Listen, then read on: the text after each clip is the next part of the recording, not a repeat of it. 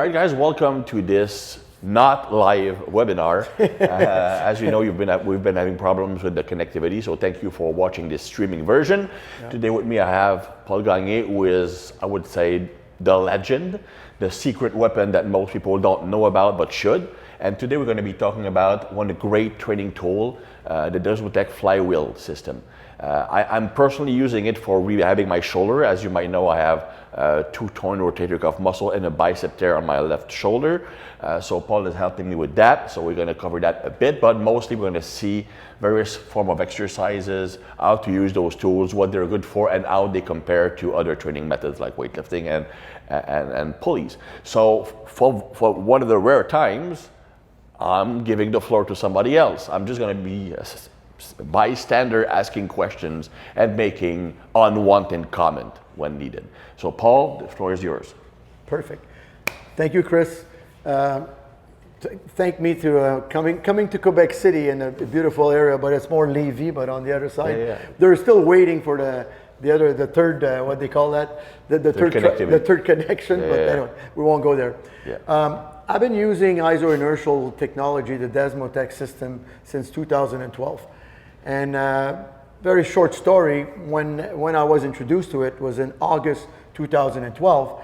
And there's a guy, Marc Pelletier, who was working with the speed skaters that came to see me. It's on a Thursday, I still remember, in August.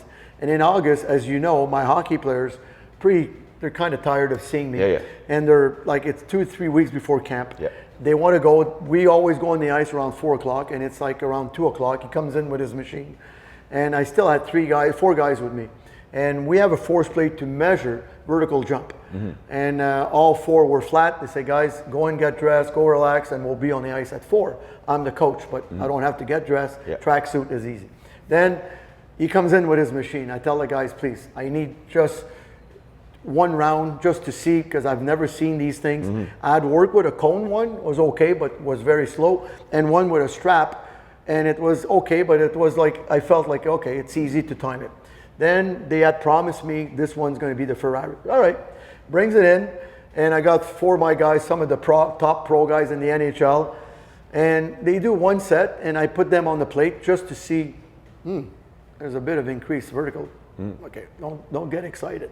Then we did 4 rounds, and it's funny, every round we got better. Says, okay guys, let's stop on a high note, go get change. But I'm the coach, and back then I was like in my 50s already. I was like, go in 4 rounds, and I feel good, but I don't say a word. We go on the ice, and I make the teams, and I put these 4 guys together, and we were 8 against 8. We have 2 lines of 4. And you saw a big difference.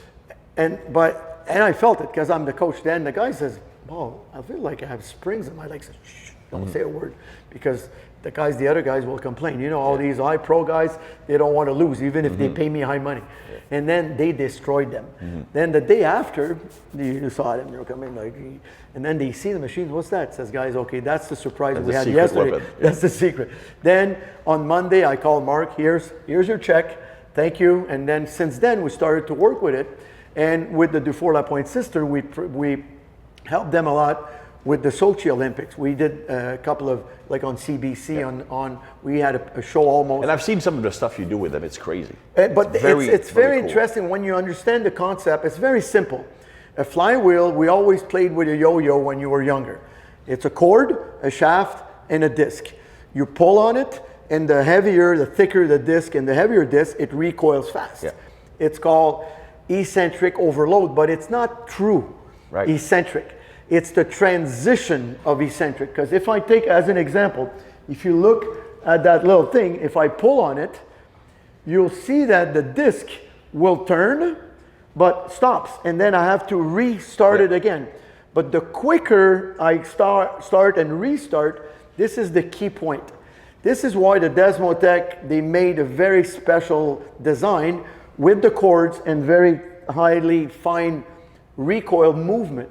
Because in sports activity, as you know, injury doesn't happen here. Injury happens in a change of direction quick. And the traditional flywheel were great for hypertrophy, great for movement, but not for injury prevention. That's the biggest difference. What I noticed is I was expecting it more like a slow and heavy eccentric. That's what it is. Yeah. The way I would describe it personally is it's almost like a bridge between weightlifting and plyometrics. Like it's not pure plyometrics, it's not pure weightlifting, it's like the transition between both. But you're recruiting a lot of high threshold fibers, and also you have to brace yourself to get the timing. Correct. That's the key, the coordination between that quick transition in between concentric and eccentric. And again, for me, it's a game changer because this is where we feel elastic strength.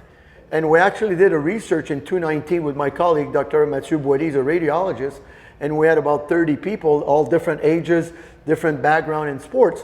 And we put them, and we'll have it on the website because I have the video of our kind of study. I mean, it was 3 months.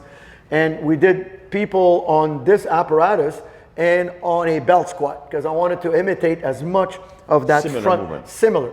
And we had on Monday and Thursday, and we switched the group. And we had very high resonance ultrasounds, and we had 3 types.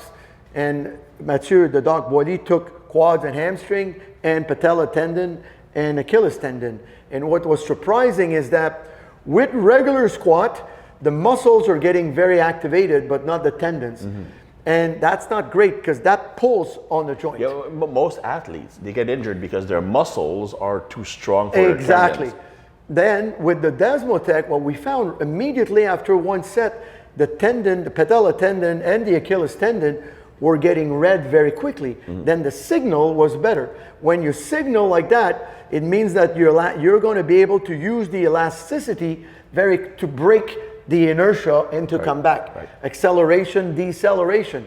Like I always said, how do you feel pain in your muscle when you go downhill or uphill?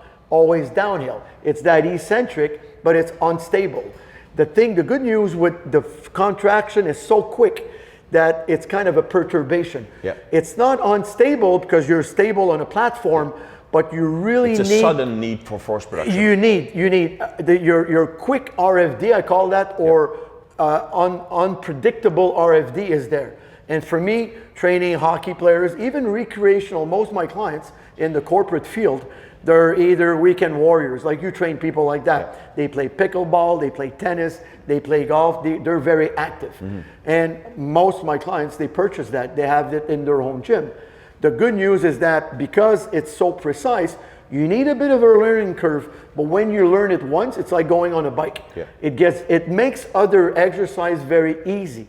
But what I like is that when we talk about time under tension, it's constant. If I pull on it, it pulls me back all the time. I have constant time under tension. Then if I take a dumbbell, here there's no weight, there's a bit, there's a lot, there's less.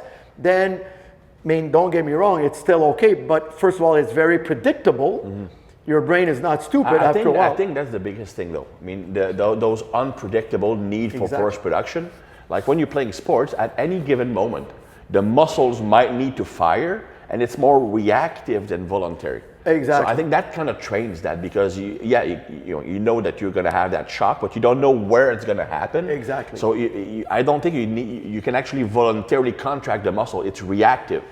So that's actually probably more fast twitch fibers because these are the only fibers that can be producing force quick enough to overcome that. It's called almost survival. Yeah. It's like people lifting stuff when you're stuck. And that's really what forces you to, like you said, to react but anticipate. This is where, as a posturologist, the advantage also trains a lot the brain. Because if you take perturbation, especially horizontal, it will work part of your cerebellum that's involved into proprioception. But the VERMIS, that's basically one part of the cerebellum that's responsible for like almost managing lateral forces. When if I push you in hockey, okay, that's where if this is very well active, you'll kind of go with me and then you won't fight me. Is that why when you're teaching the exercises, you are putting a good emphasis on head position? All the time, all the time. And you know what, Paul? And that's pretty cool, but I'm putting myself in the place of the viewers. They want to see how it works. So how about bringing a model and doing a few exercises? Perfect. We'll start with this one because this is the easiest, the V. See, basically, what I'm going to see when we talk about lateral force, most people when they squat, In your opinion, Chris, do we get injured more this way or laterally, like in football or in laterally, hockey? And we almost never train that. Exactly. That's the point. Yeah. See, when I teach someone to squat, we work laterally. But I want to do a little test before. Sure. I love testing. See, I'm going to ask you, take the stick, and now turn your back to the camera. Come here. Overhead, bring your arm overhead. Keep your feet very flat. Like turn your feet in a bit. And just do a overhead squat very gently. All the way down, keep perfect, and back again. That's good, perfect. She's a good client for camera, but not great to do testing because there's not much. But still, let's have fun. See, now I'm going to ask you to just come here and just do very little squat like this. See, you're going to go up and down, very deep, and keep the rhythm. See what I'm doing? I'm keeping the rhythm with my hands, and I squat. Each rep, you want to go, that's it. Push a bit and back down. That's it. Back down that's it. Push first, push it up, and now go down. That's it. Go up and follow me down, and back up and back down. Tuck your elbows in, look forward, and now increase the speed and increase, that's it, and deeper if you can. And push, very good. Go get that speed going. A little faster, good timing, and push with the inner leg more. It's offset kind of training. Very good, excellent. Keep it tight. Now switch the other way, facing the opposite side. Do the same thing. Again, start it a little closer. Would you do that before, like at the beginning of a squat workout, just to prepare exactly. the body? This is exactly what we're testing, because she's kind of advanced too. And push. That's going to work a lot. Also, her body. You want to keep your hands a little more in front of you to use your lower body more. Keep it close and up. That's it. Up and push with the inner leg. Always look up. Very important, like have an ambient vision. If you look down, you're going to shift your center of mass forward. You always want to look wide and up. One thing you mentioned, because we did some videos for Instagram earlier on, and you mentioned that having that peripheral vision speeds up programming. Exactly. It's called ambient vision because you get a better view. See, first of all, it's like a gaze. A cat does that. A cat, like you see one line like this, sees a bird, the eye goes like this. If you look like some sprinters like Usain Bolt, they have that gaze. They look far, he rubs his head, he looks far, he goes down. If you would see his eyes, it's like unfocused. It's like, it's a gaze. Just watching. A gaze keeps your brain calm, because fast twitch muscle fiber likes calm between the storm. That's why a lion always sleeps all day, but then sprints. Boom. Yeah. See, the best athletes, and when we touch them, the fast twitch people, they're kind of soft. Yeah. When people are wiry, but they're not very, they don't have good timing, everything is stiff. Like it's very interesting. And when you touch the leg of a sprinter, it's kind of soft, jelly, like almost. It's funny you could play with it, and it's very interesting. It has to do with the fascia, and also has to do with the nervous system. It's funny because I was talking to a friend of ours who's a massage therapist, and he was talking about the top CrossFit guy who trains at their gym. The guy went to the CrossFit Games several times, and the guy is freakishly muscular, like super lean, big, and stuff like that. But he told me that when I'm massaging him, it's like I'm massaging jelly. Exactly. That's what you're talking about. Yeah, exactly. With the fascia, see the envelope of the fascia, see they have to glide on top, and it's water. It's like water and salt. Now we're going to do part 2. This one, she's advanced enough. This is not for like the regular people, but taking advantage of. She's really good. So you want to go overhead gently, and you go down very gently, up and down. Feel, and you move. See, my arms don't move. Always pushing with your outer legs. Exactly. I got 2 legs, but I'm going to 90. It's a bit like a golf swing. I'm at 90-20. I finish around 50-50. Right. This you'll feel great for your posture too at the same time. Garde-les, approche-toi, parfait. And up and down. Feel, très bon ça. And lock your elbows, look forward. That's it. Ball les coudes si tu peux. That's really good. Allonge les bras plus vers le haut. Very good. And deep. That's it. Push les bras. That's it. Very good. Excellent. Plus vers le haut, au-dessus de la tête. Parfait. Puis regarde en avant de toi. Good. So you got the bilingual teaching. That's perfect, guys. Yeah, you're going to learn We're French. in Canada. That's good. Now facing the other way. L'autre côté, s'il te plaît. Merci. Très bon, ça. Fait que tu vas tes coudes, tu vas avoir les biceps de chaque côté de tes oreilles. That's it. And go down. Feel, push first with the arm and go down. See? Good time. It's the first time she's never done that. I tell you guys, this is very advanced. But she told me she was a gymnast. That's why. Yes. And she's trained by just like some regular guy that I met many years ago. Dude, I heard he's pretty good, that kid. I have nothing to do with her training. I know, you're smart. She does CrossFit. You're smart. Yeah, never train your wife, never teach her to play golf. That's like the rules of life. Yes, dear. Now stop. Now grab the stick again and just let me know how it feels. Just arms up, regarde en avant de toi, tu me diras comment que ça te sent par rapport au mouvement. Tu descends-moi ça en le fond, bon, ouais, let's go. Check her arms position compared to before. Ça, c'est bon. How do you feel? Right. Yeah? But, I mean, it's very interesting. By the way, now that if you would see, you'll check the video, your arms, tes bras, way better on this one. Yeah. Like a lot easier, a lot of movement. And again, guys, this is not a good custom. I mean, a lot of my hockey players, they're like this. Yeah, super tight. And a couple of sets later, boom, yeah. they go down because they don't have their level of athleticism. So now I'm putting myself in the shoes of those watching. Okay, there are probably like 3 main usage that I would think would interest them. The first one is what you just saw, like activating stuff, like moving better. The second one would be how to use it to improve like a lagging muscle. Like you can't fire a muscle properly. So I'm guessing that's a pretty good tool for that because of neurological effects. Exactly. See, basically when we were talking about glutes and hamstring. Yeah. Because that's what, now we're gonna go here with this and we're gonna work on a different movement.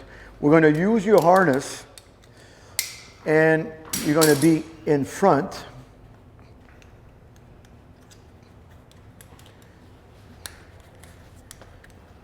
And what we'll do a very low split squat. Tu vas te mettre en avant ici, mettre une jambe en avant, jambe en arrière. You want to go super deep. See, as you go down, move a little closer. That's it. Close, close, close. Now a little more forward. That's it. And now as you stand up, you feel like you're going backward almost. Go up, push, and back down. Like a little further back. Push. That's it. And back down. A little further. Push. That's it. A little further. That's it. More up. Parfait. And faster. Get more speed. Move back a tiny bit more to get a little more range of motion. Recule un peu ton pied. Recule encore. Parfait. Ouais, là on y va. That's it. Go down. See down. Go down deep. And go back up. That's it. Very big.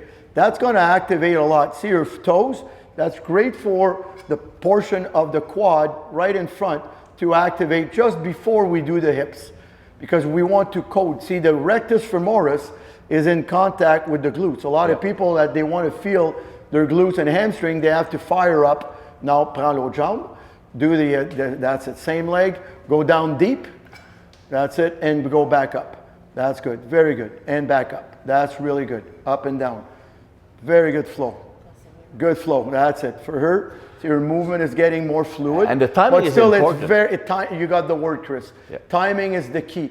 Very difficult because her hands are not using. And it's almost horizontal. And what I know is that some people will look at it and say, okay, it requires timing. It's not for me. Well, it's those who have no timing now who you're will going to benefit turn the most around, from it. Recule ici. Là, tu vas faire la même chose vers l'avant. Ouais, un pied en avant, un pied en arrière. Recule-toi encore un peu. Descends en squat en descente. Descends le plus bas. Mets ton pied le plus loin possible en avant. Encore. Recule-toi une petite affaire de plus vers moi. OK. Descends en split squat. Descends, descends. Puis hop, on va vers l'avant. Va-t'en vers le haut. Monte vers en haut. Hop, ici. Vers en haut. Comme si tu sautes. Ouais.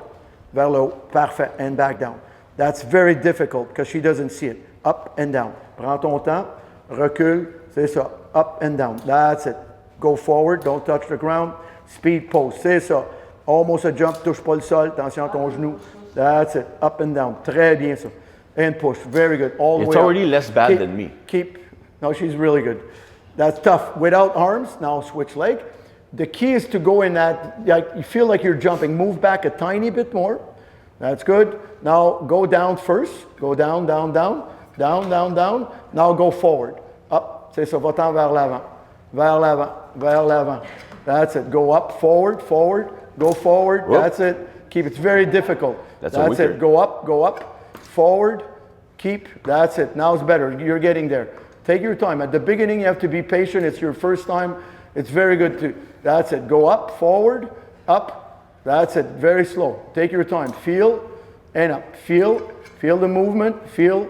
That's it. That's it. Slower at the beginning. It's not easy. Now we're going to go sideways now. So you're going to go here with the harness because it's a lot tougher. Now tu vas te mettre de côté. What would explain the fact that she is less good on one of the sides? Because she doesn't see it also. Okay. See, it's very difficult when you don't see it. She doesn't have the hands. Yeah. This is all the feeling about her pelvis. She's very muscular to upper body. She will tend to have that. For her, she will benefit. Anything that she will do with that is going to increase her awareness around lower back, hips, and glutes. And the fact that she can't feel her pelvis properly, would that be the main reason why she's having a problem recruiting her glutes? Exactly. Because there's 22 axes in the pelvis.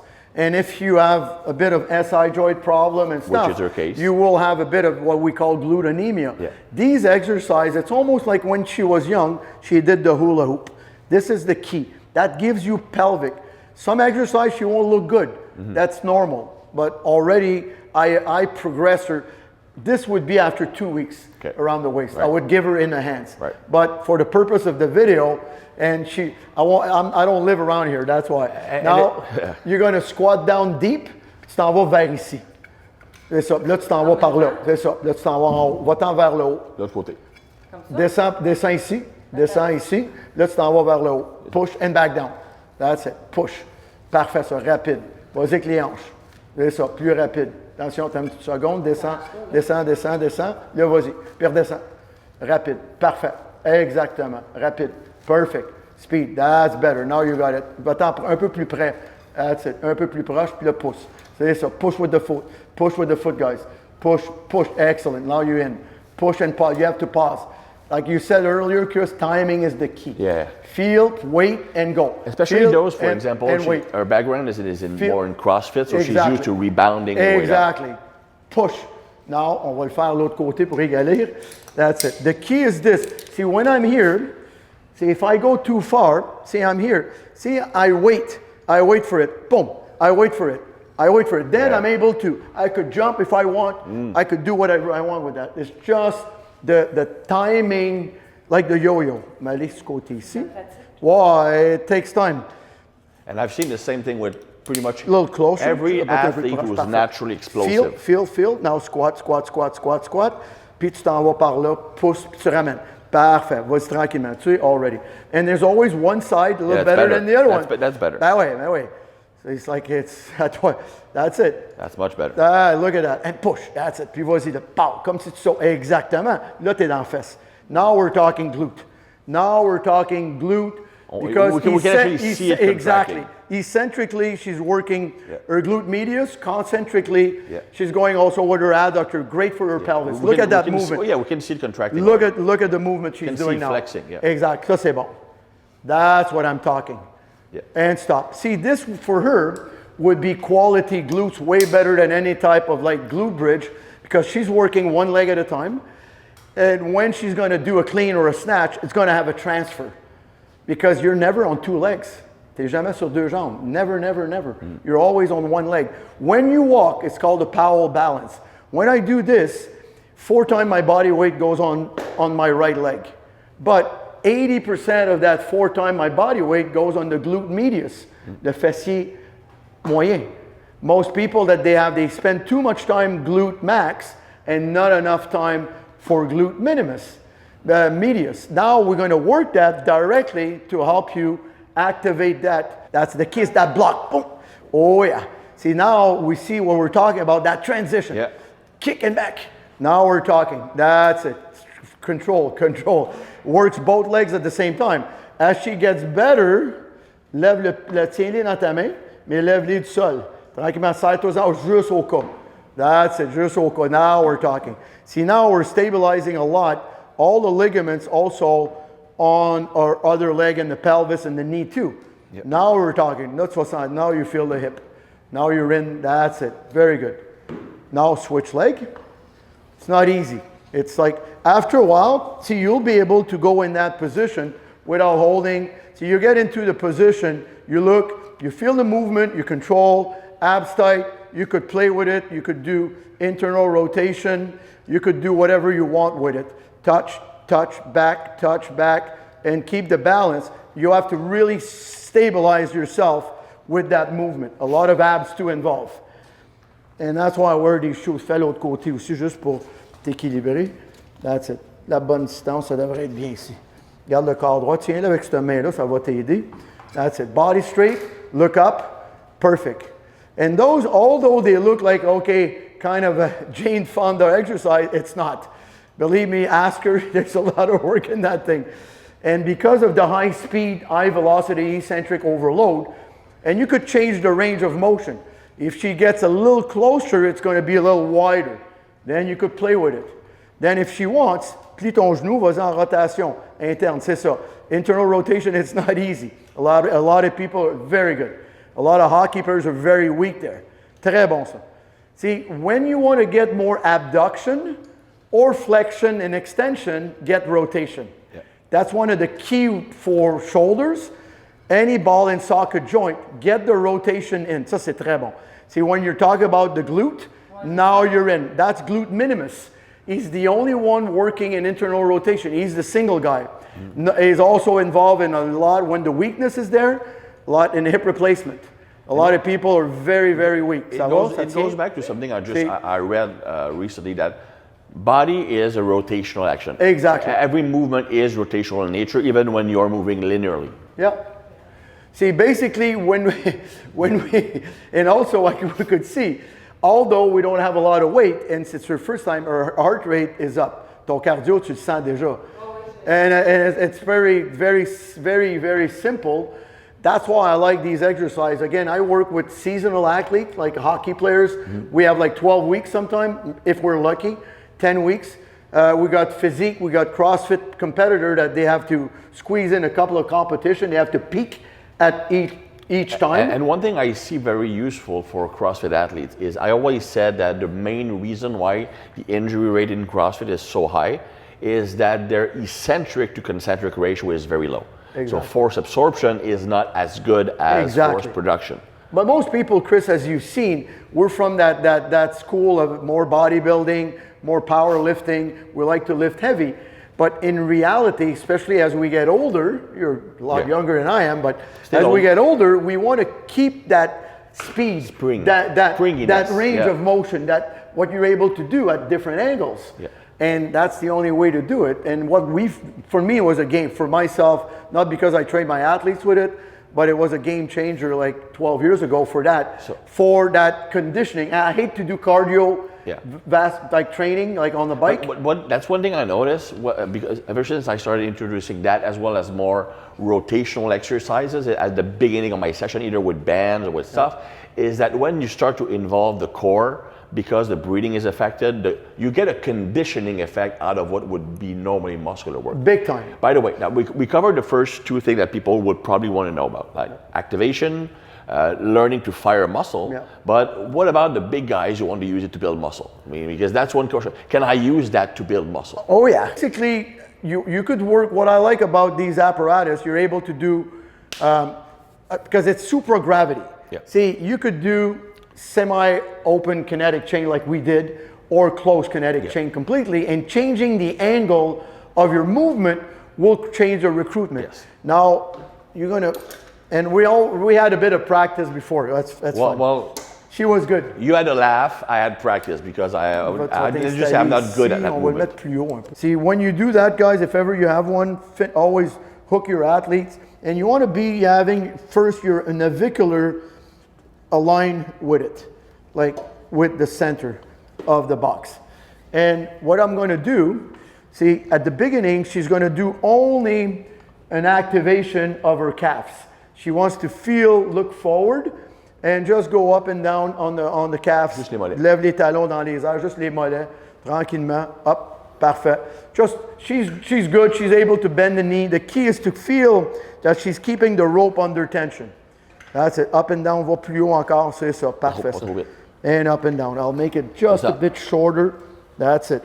Good. The key is to stop the rope. That's the basic movement when you use a bit of what we call triple extension. If I want her to get more of the quads... The timing is getting better now. Oh yeah, but now next, what you're going to do when you come up, you're going to lift your toes up as you come up. Tu vas lever les orteils quand tu montes. Vers l'arrière. Up, parfait. Now it's going to be a lot more quads. By lifting your toes like this, you're creating a lot of tension on the shins. Very important for Olympic weightlifting. You're creating a better cant. Tibio, tarsienne, we call that in French. And also building high-speed muscle in... Also for runners, because it's going to... Very important. Very good against shin splints. Yeah. But more, she's going to work a lot the distal tendon on her quad. And that's very, very weak in many people. Which is good for her because she has like two torn meniscus. Exactly. Now, press on the brake, on the little red, just to give you a little break. For her sake, I put very lightweight because it could be brutal. Now, when we want to work a bit more near the ischial tuberosity, as she goes down, her hinge point is going to be a little more here. Slightly bend the knees a bit, but not much. Okay? Now, go down and go up with the buttock. Amène les hanches vers l'avant. C'est ça. Up, parfait, and drive. That's it. Up, it's like you're driving, almost like you would be jumping. See, down, up, look forward, and bring your hips forward. Amène les hanches en avant, big pop, and back down. That's it. Almost feel like you're, exactly. You could throw your arms a bit to get, exactly. Throw your, exactly. Up and down. Use the arms. Very good like that. A lot of people, because they feel stable like that, that creates more velocity. And push, and drive, get down. See, by that vector, now we're working more at the pelvis, but more posterior part, more higher, more proximal tendon at the quad, rectus femoris, but also ischial tuberosity too. On pèse sur la brique. See, in one motion, you could play with that same machine without having. Now I want to work more of her lateral movement because what we saw, big emphasis in glutes. Now what you're going to do, you're going to go like this, down and up, side to side. See, down, down, up, that's it, down, up, feel, push, that's it, down and push, that's it, very good, good power, excellent, good power. This is pure left leg, you got a bit on the right, but that's pure eccentric on the left. Yep. Now go on the right, vas-y l'autre bord. C'est ça, parfait ça, très bon, excellent, that's really advanced. Great for inner thigh. If you work lateral sport, hockey, even tennis, that's lateral, that's really good. And oh yeah. And stop. Press on the brake, a little brake, ça va? C'est bon? What are the normal training parameters? Like number of sets, number of reps? I like time. I like time under tension. Usually, like, see, I won't go too much into the metabolic reflex, but metabolic reflex is when you run a 400 meter and someone wants to cut your legs. Generally, women, they have a onset of the metabolic reflex later. Yeah. Like on my skiers, my Olympic skier trains with my hockey players. They can go longer. You will do 3 sets, she'll do 5. Yeah. And at the same level of intensity, like on the computer, we could see it, you're able to do more reps. Yeah. And that's why I have to take that in. That's why women, they love that. The only side effect, if you do too much and heavy, it's hypertrophy. You could put... Which would be a nice side effect for most people. You could put, as my skiers, like usually we start to very heavy load around like mid-July because their ski season, they're on the snow around October. They don't like their jeans around September. Yeah. They look at, but then they lose their muscle mass during the winter because I have to pack. Mm-hmm. Same as my hockey players. Yeah. But like doing that, you will build a lot of segmental muscle that it's impossible to get. Like I was showing Alex before, I had the computer on and I was going to 150, 160 kilogram per movement. And I have it on and it's plugged on and I'll show her how much she's doing. It's very interesting. See, I have it on because what's funny, what's interesting, the new app is connected to the phone. Yep. And now she's going to follow this because in the green, we'll see if she's green or yellow is not bad. Now, squatting regularly, amène tes pieds en avant un petit peu plus, ouais, descends, puis tu te concentres là-dessus, up and down, c'est ça, puis là tu rinces moi ça. Now you see it, that's really good. See, when you're in, again, green, yellow, very good, excellent, that's it, crank-moi ça. Very good, look forward, regarde la crank, regarde ça, come on, pompe-moi ça, absorbe, pompe-moi ça, absorbe. Très bon ça. Nice. And stop, look at her, she's very good. She did most, but see, average, see, on each rep, she's got about 125 kilograms per rep. I mean, pour chaque répétition, tu produisais 125 kilos, fait que 285 livres de force. Imagine that every rep, I would crush her spine to put almost 300 pounds doing that speed. Yeah. That allows you that. That's why you feel it like this. But when you're going to be done, and everybody does the same thing, you feel like running with these things. Yeah.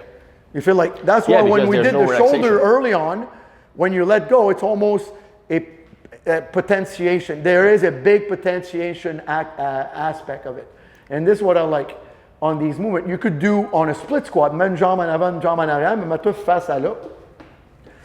That was the one that humiliated me. That's okay, Chris. You'll get there. She'll teach you. Mets-toi plus droite encore, très droite. This is like that's it. Reste connecté. Reste connecté and down. This is very, very effective. Timing is very good. Oh yeah. But you'll see it. Some athletes, you have to be careful. I always stay close to them because sometimes they could fly off. That's why that's an advanced exercise. And stop. Now switch legs. Vas-y l'autre bord. Oh yeah, c'est correct. Tu peux te mettre l'autre bord, c'est la même chose. La même jambe, merci. Très bien ça. Très bon timing. Large, un peu plus large. Always a wider base of support. Always remember your eyes. Very important for your posture. If you look down, you're recruiting more of the midbrain. Midbrain is connected to what? Flexor chain. Yep. For 9 months, you're inside like that. You look it up as extensor. But not up. You want to look in front. That's why if you move your neck, you're going to shut down your legs. Yeah. If your neck, you need to keep the neck tall and just the eyes. I always find it stupid when we see Olympic weightlifters. Some, not all. Yeah. Not all. Very few do it. Yeah, but they're good compensators. Too. Yeah. Now down and up, regarde en avant de toi, on pousse fort, c'est ça. Très bien. Feel, pousse, absorbe. Pousse, absorbe. Très bien ça. Super. Très bien. Tranquillement, up, pousse. Pose, explose. Pose, explode. Oh, she stops it, boom. Stops it, boom. Stops it, boom. And stop. Reste en haut. Parfait, ça. Très bien, c'est good. Stand up. Good. Excellent. Remove that. See, basically, that's one sample of what you could do with that. You could do numerous. We also use karate straps for more advanced. On this I'll do it because it's not easy. It allows you to get very, very low in the movement because the karate strap allows you, first of all, I like it when I teach to my kids because it gives them more awareness. Obviously, I won't use too heavy. And it works more. And look at the knob gets very high. It allows me to get super deep. Look at the depth I'm able to go and up and down. I'm able to really get that bottom. You're going to get more of a core effect also. Exactly, but posture awareness. Because I need to keep, again, I won't use too much weight, but I love that. With most of my athletes, I always start them with the karate strap. There's no load on the spine. Mm-hmm. Obviously, they won't be able, but some, they go up to 2 pros with that. Mm-hmm.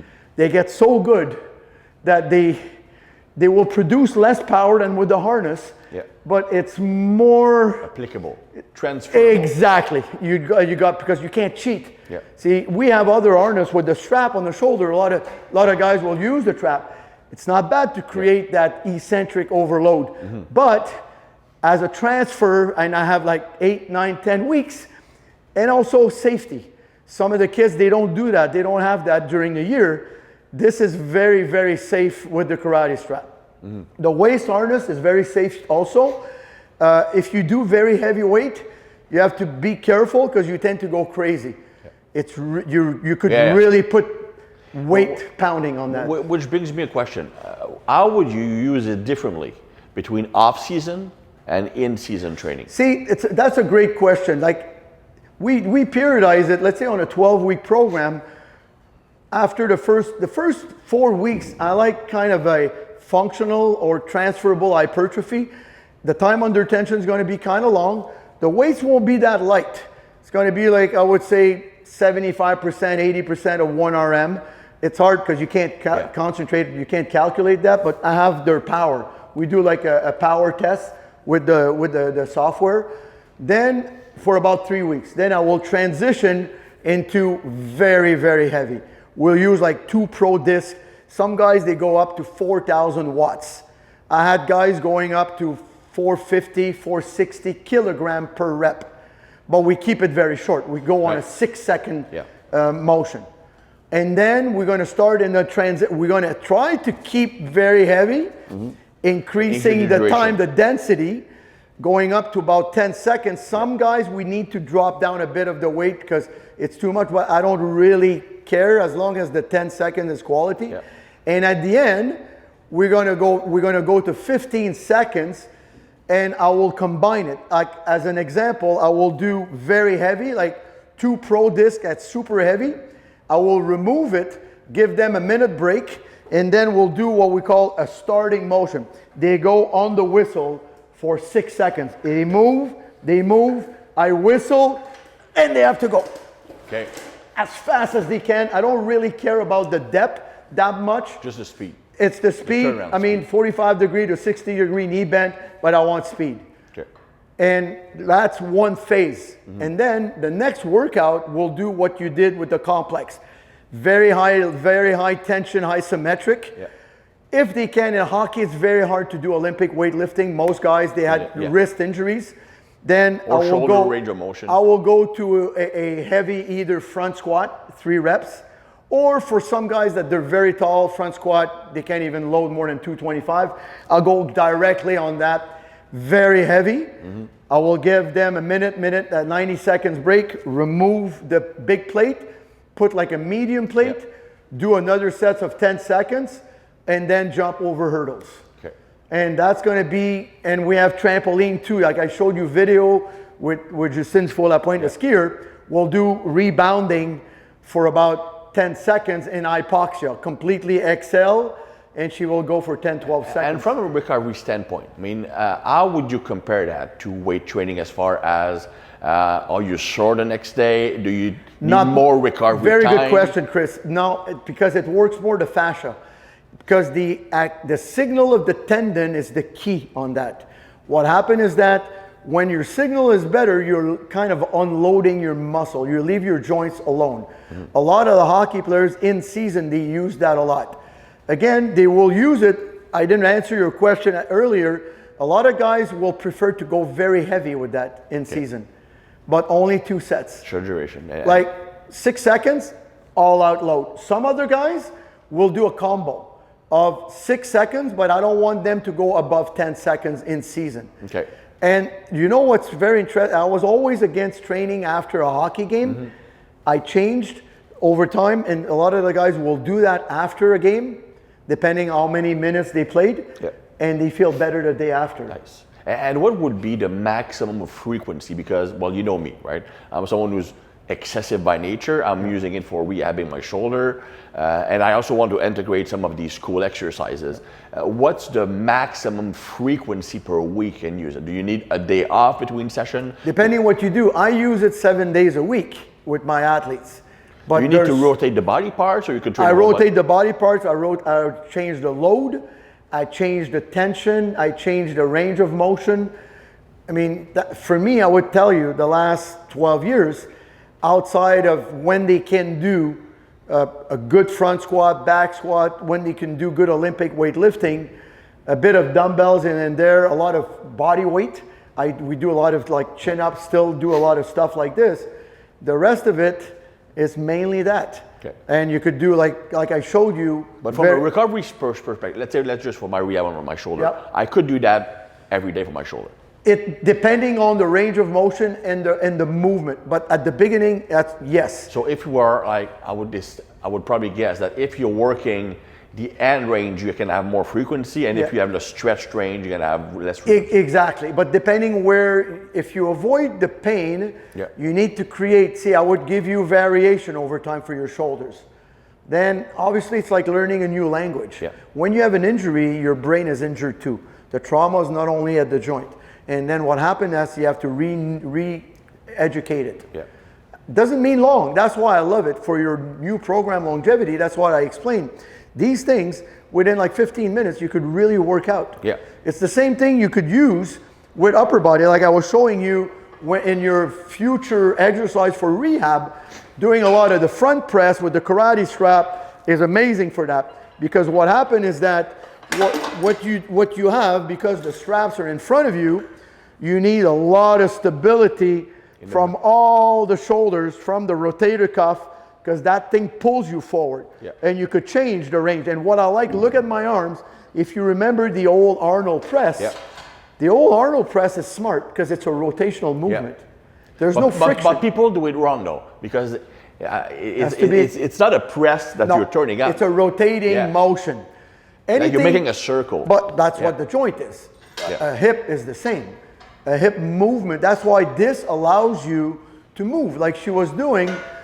Then when she was really on the side to side, you saw her athletic back. Now she understood. Her brain said, okay, way better than when I taught her like 15 minutes ago on it. But that's the kind, and you'll see her, she's going to invade your property because she's going to feel it. I can actually see her. She wants to use it. But she will. Again, when we go back to this, you could do different type of movement, like bent over rows are very effective. But one area that I love for upper body with that, and this is very hard to mimic what we do in reality, like in jumping, because when you train athletes, where do they complain, Chris, when the first day you do very high hurdle plyometrics? Where are they sore the day after? Off of time flexors? Outside of that, on the upper body, where do they feel pain? Traps. They always complain about traps. Not you, because you did Olympic lifting. All my hockey players, oh, what did we do? No, you did jump, because their mechanic is not good. But you need, like I trained some top level basketball players, same thing. They need this. That's pretty amazing for that, because of that speed of the recoil. So you're able to, and by changing the angle, see, now I'm going to work more the anterior fiber. Now I'm going to work more the medial fibers. Now I'm going to work more the posterior fibers. If I change a bit the angle, I'll get more of the mid trap. Very simple, like we did for your shoulder when you were sitting. Those are very effective, but the speed of contraction, it's very hard to mimic in a gym. And you know, trapezius, they don't work at slow speed. No, it's a fast twitch muscle. And also it's there to protect your neck and move when you jump. And if you train them slow all the time, they will be there. They'll have big traps, but you have a Ferrari in your driveway, but you live in Montreal, you can't drive it because the holes are all over the streets. That's the biggest issue. That's why for this, I saw my Olympic weightlifter, they loved it. Or if they were post-surgery or post-injury, we had a lot of fun on that. I'm going to use that because I love traps. No, I know. That's why. But you're going to load, but also at high speed, it's very, very interesting how when you're going to start back your running, you'll have a very good rhythm on that. Awesome. Also, we work on the neck, like say with the V, we'll do a lot of neck movement, like with our Formula One and a lot of the soccer players they're hitting. We do a lot of neck. I like that better than these apparatus that hooks your neck, because you're able to do not too much weight, but get more impulse, like it happens. And again, force absorption, which is exactly, and that's the key. But you modify posture also. When someone does a bit of neck exercise, a bit of neck extension, flexion, lateral bending, and even small rotation, they see a big difference in their head position while they do upper body, and also when they move, when they play sports. So from having you use those apparatus for years, what are the main issues that you need to address? Like you see that someone starts out, maybe not a great athlete. What are the main problems that you need to fix? Timing. And I use it also as a evaluation tool. Okay. In hockey, we call that the north-south players. Very powerful, but the grinders. You go away and they move your head to the board. They don't have any deceleration. They're always injured too. But when they start to train on that, and Ben Prentice, my colleague, has a lot of experience now. He started to work with that too for many years, and he saw the same thing as I did. Like most of the grinders that they get better, they understand. You see the transfer on the ice. They become like not a smarter player, but they can more better control their body. Into controlling their movement and deceleration, and not forcing like an old smart boxer. Old boxer he cuts the ring. He doesn't run around for nothing. A good player will protect his puck. Is more efficient. Exactly. And it's something that Ben and I talked about. That Ben and I both used to be like pure strength guys. I mean, from the Charles School of Thought. Charles was my colleague. We're the same age. That's how I first knew you. But and that's what Ben was saying, that after testing all of these athletes, there is literally no correlation between maximum strength and performance on the ice. So there's zero correlation. And many sports, Chris, don't get me wrong, you need to be strong, but you need to be able to apply it fast and precise. There's a better correlation, in my opinion, between how much weight you can lift at 0.75 meter per second than the maximum weight you can lift. It is. I understand that. And how much you could decelerate that weight under control and repeat it and then repeat it again and repeat it, because most sports you're not a shot putter, you're not a javelin thrower unless you only work with throwers. Most athletes we train, and also regular people, you train someone that goes for a hike, you train someone that goes for a ski trip, they like to even walking their dogs on the ice in Quebec City. They need a certain type of proprioception. And as a posturologist, that's what intrigued me the most when I start to understand more the principle. How could we make people better quick? I don't like to warm up too long. My athletes, they don't like to warm up too long. And I feel in our field, there's too much long. Guy Voyer always told me, my late good friend that passed away not long ago, says, a warm-up, Paul, has to be the shortest and the most efficient. That's it. You don't have to spend hours if you know exactly. Accent, that's not. I used to have that, but I live in Montreal now. That's why. But the thing is, again, and I was talking to Dave Tate about that exact topic, and he said that even though it's slow intensity, but it's still movement. So it does create use on the joint. So if you have too much volume, it does take a toll, especially over years and years and years. I mean, and I've noticed the correlation when I was working with lots of CrossFit athletes. Those who warm up the longest are the most injured.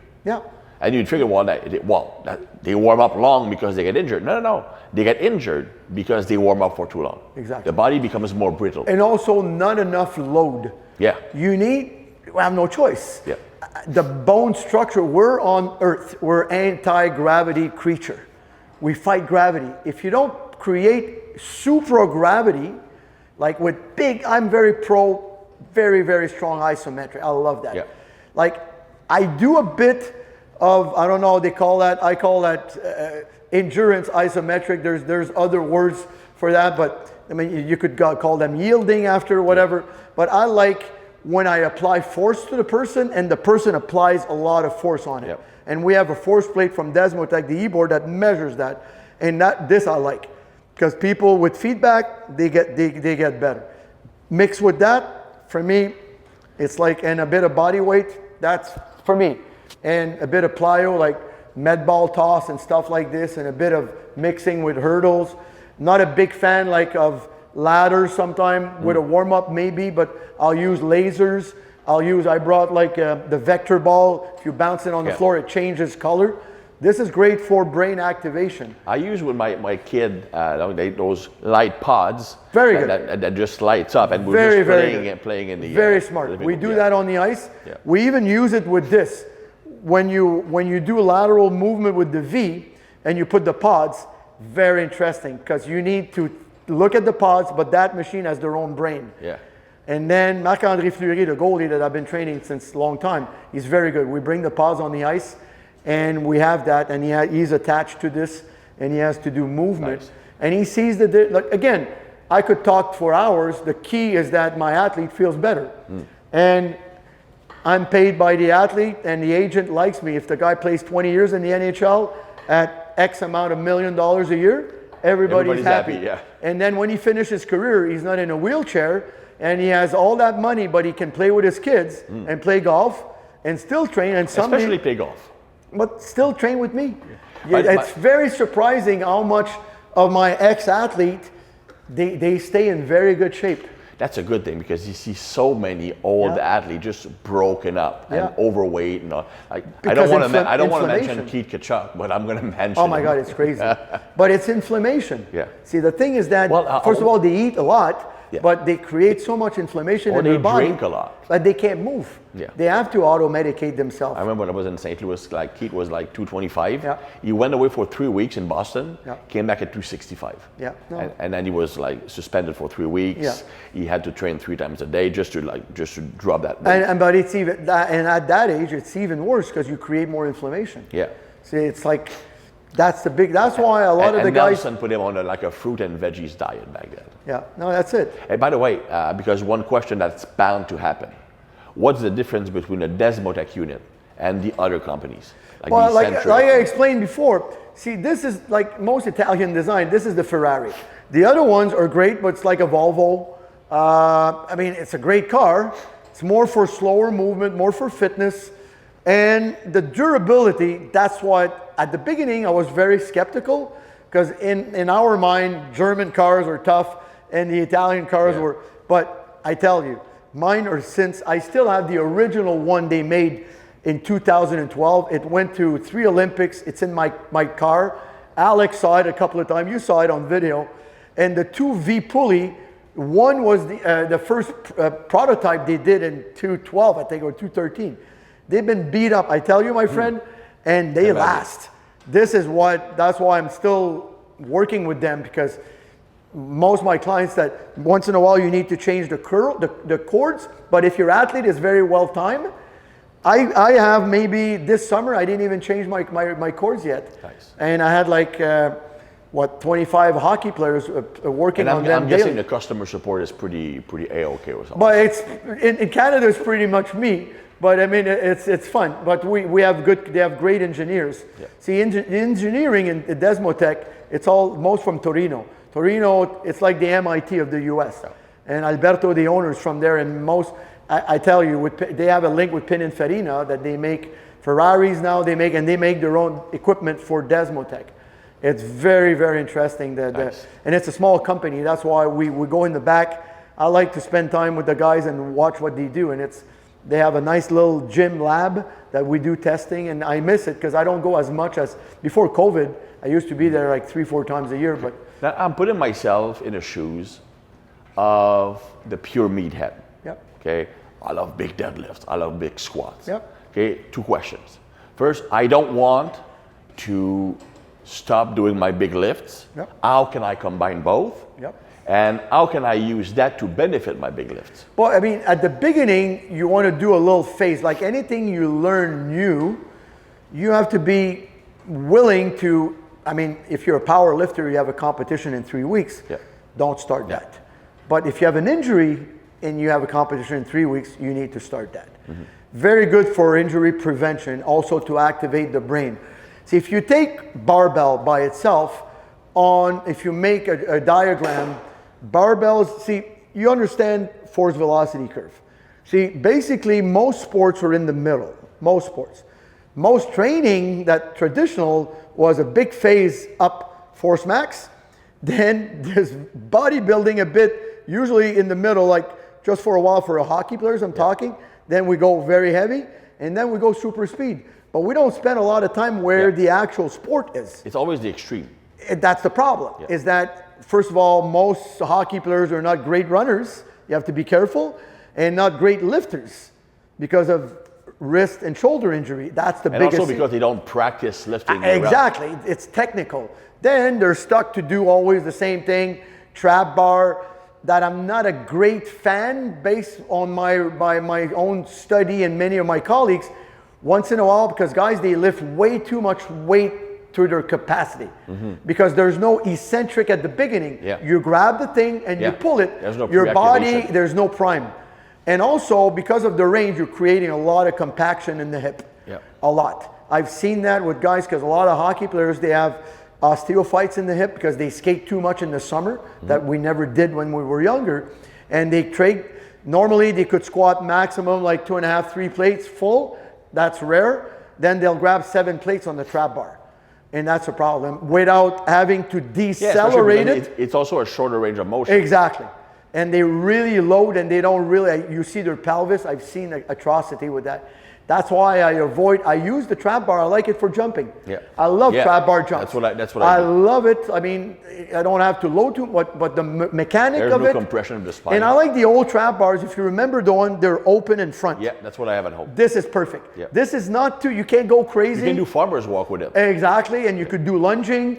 And it's like, I could do offset stuff. This I like. By the way, and I use the trap bar mixed with that. It's funny because I was going there. Exactly. I was going there. This is fun, but don't ask me for protocols. I have no clue. I see the reasoning, and I know your brain. You will tell me, okay, Paul. I put a wheel, and I put how much do I? What's the ratio? I don't know. I don't know. We'll have to, because I did it as a test with one of my. But it's doable. I mean, big time. I wasn't thinking like trap bar. I was thinking like dumbbells, but it's the same thing. No. But the trap bar is good, because you don't need to stabilize it that much. And the harness is on your waist. Very interesting. Very, very interesting. I even hook like this with handles on the bar, but that was a little too circus. Charles came back and he kind of bit me and said, okay, Paulie, stop. That would have been good for the gram, though, for the Instagram. It could have been good, but it was too much. But again, try it, but with your open space trap, put the harness, grab it, go up and down. Very interesting, and we'll talk later on. What did you feel with the protocol?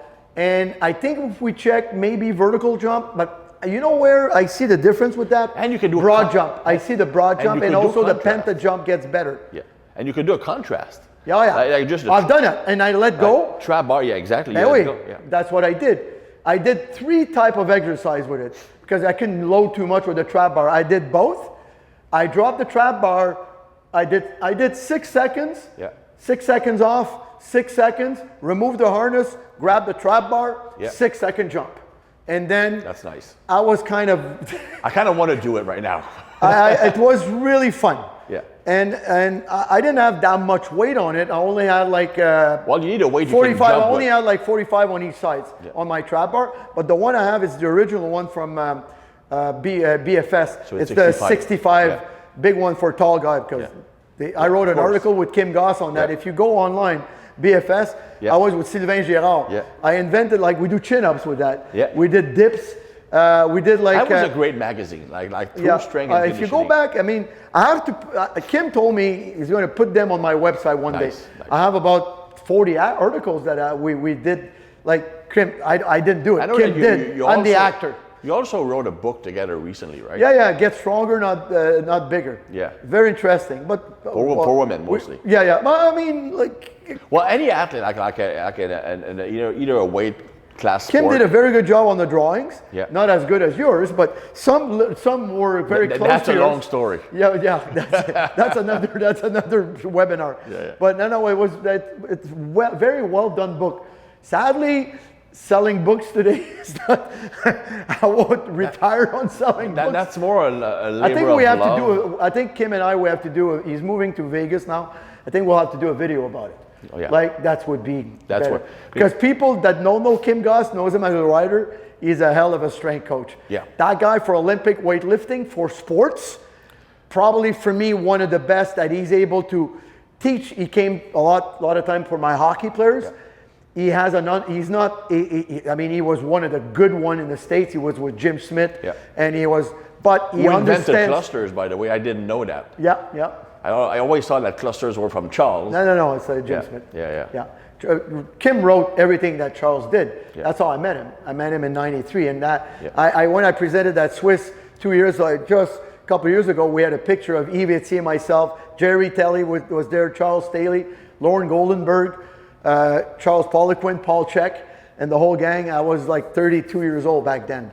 This is like 30, so they had pictures back then? That's 32 years ago. They had pictures back then? Yeah. Well, I mean, it's not that long, man. It's like, and then it's amazing to see, like, we're all, I mean, I'm 160 now. I was like 190. We're like fucking all jacked up. And like, it was fun. Same thing. It's been pretty cool, Paul. Like, there's like so much stuff I want to try. Well, Chris, it's like we need to do this again. No, anytime, man. Anytime. We'll have our own TV show. It just sucks that we don't have the live Q&A, but I'm blaming Alex for that. I mean, it's okay. We started an hour late, didn't have anything. But it gave us time to work with your shoulders. That's a good thing. And your very lovely wife, she was really good. I thank her. She's like, she was like, believe me, guys, what she did was really hard. She's never done it today. No, I put my head on the thing because I've never met his wife. I met her like an hour, 2 hours ago. Things could have been like broken. And then she did very well. I tell her, and I want to thank her. And it's good that we see that it was not that I hate it on the, like, I don't like reels because most of the reels are done by people that they're amazing at what they do. You try it, you break your neck. And I like reels, R-E-A-L. This was real. She needed to adapt. There was a learning curve. Yeah, but it was not long. No. I mean, if you had video of her before, when I started with her like an hour ago, before we started the webinar, she was like, I was like, whoa. But she's competitive. She learns quick. Yes. And she said, I'm on camera. There you go. All right, guys. All right, guys. Well, thank you, Paul. Merci, mon Chris. Yes, sir. Ça fait plaisir, mon Thank you.